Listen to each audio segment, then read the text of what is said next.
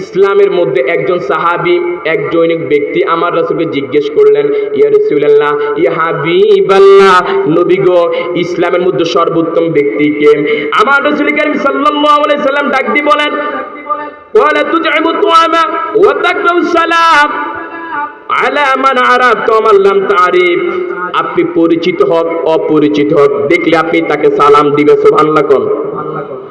একজন পরিচিত হোক অপরিচিত হোক, আপনি তাকে দেখলে সালাম দিবেন। আমাদের সমাজে কি হচ্ছে জানেন?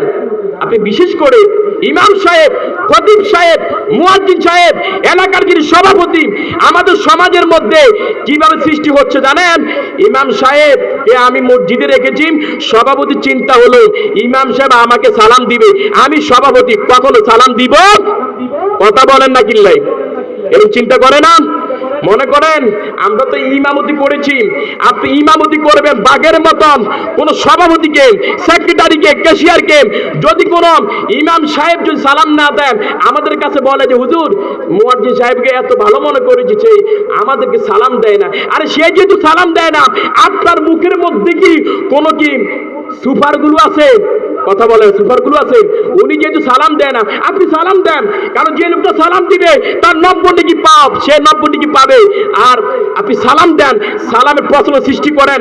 আমার মায়ের নবীজি ছোট বড় যাদেরকে দেখতেন তাকে সালাম দিতেন, তাকে সালাম দিতেন, তাকে সালাম দিতেন। আর আমি মসজিদের সভাপতি, আমি এলাকার মেম্বার, আমি নেতা, আমি খেতাম। আরে ভাই, নেতাগিরি আপনার কয়দিন চলবে? আপনি সুন্দরভাবে মানুষদেরকে দেখে সালাম দিবেন, আসসালামু আলাইকুম ওয়া রাহমাতুল্লাহ, আসসালামু আলাইকুম ওয়া রাহমাতুল্লাহ। মানুষদেরকে দেখে সালাম দেন। আরে ভাই, একদিন আমরা সবাই কবরে যাব, আপনি নিজের মধ্যে কেন অহংকার নিয়ে আসেন? আমরা একটু আজ থেকে এই ওয়াজ থেকে আমরা জেনে নেই, আপনি ছোট হন, আপনি ধনী হন, আপনি গরিব হন, মধ্য হন, যেরকম হন, আপনি ছোট বড় দেখে তাদেরকে সালাম দিবেন। কথা বলে ঠিক কিনা? কিন্তু ইমাম সাহেব সালাম দেয় না, এটা দোকানে যায় গিবত শেখাত করা দরকার নাই। আমাদের সমাজের মধ্যে গিবতের আড্ডা কারখানা একমাত্র দোকান ছাড়া আর কোথাও। কথা বলেন না ঠিক কিনা? এরকম করা যাবে? আপনি পরিচিত হোক অপরিচিত দেখে সালাম দিবেন। এরপরে আমার মায়ের নবীজি ডাক দিয়ে বলেন,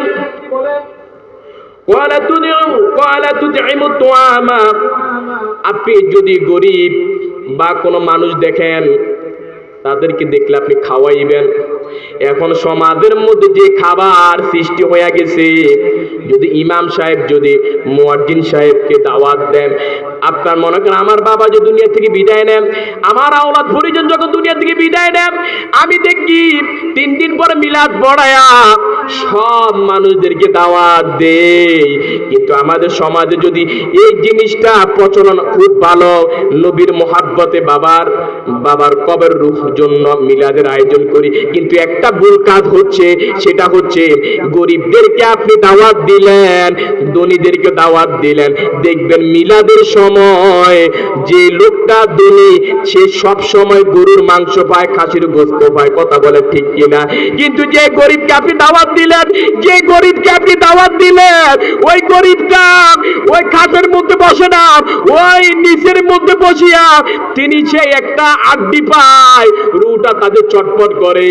অথচ আপনি গরিবদেরকে দাওয়াত দিলেন, ওই গরিবরা কোন রকম খানা পায় না। কথা বলেন ঠিক কিনা? একটু জোরে বল না ঠিক কিনা?